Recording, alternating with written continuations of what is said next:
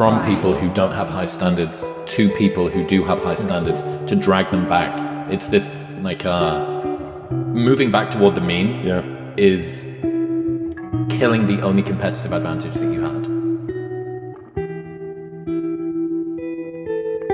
Couldn't agree more. It's conforming, right? It's like people want you to do what they find comfortable, and most things that are most companies deteriorate when the founder leaves and it happens slowly because you go from 100 golden babies to 99 golden babies, and it doesn't look that different. And then there's 98 golden babies, and they're like, I don't know. And then 2 years later, 3 years later, you're like, I don't know. It doesn't have the same like magic as what it was, and that's because the art behind it isn't there because it's not unified anymore. It's not congruent anymore. It's 100 departments making decisions with people copying, pasting things for an audience that doesn't exist, rather than one person who's trying to be satisfied for an ideal that they are trying with all their might to live up to.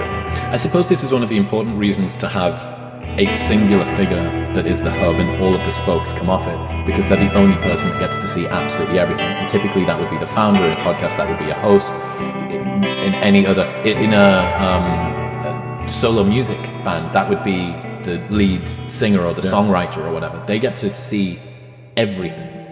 For instance, we've done some episodes before where it's been the night before, and I've been not happy with the color grade because the way that something displays on mobile is slightly different to the way that it displays in Premiere Pro, and it's slightly different to the way that it displays in a 6K videographer's curved screen. And I've gone, guys, it's not up to scratch. Well, we're not going to be able to get it in time for the export. We're not going to be able to get it in time to get it uploaded, and then there's checks that go through on YouTube. I'm like, well, it needs to happen. Like, just find a way to make this happen. And yeah, that impulse of just actually seeing it as something that you should lean into. Okay, well, it's not. And if you set the standard, and if everybody else gets up to that standard, what it shows is the people who continually push up against that and don't meet that standard, they're just not built for this particular company. They're built for someone else that makes a mediocre product, but they're not built for you, who's making a world-class product. And I really want to jam down someone's throat right now. The whole don't be a perfectionist, it's just another word for procrastination. I actually think that's complete bullshit. I think that's my quote. Is it?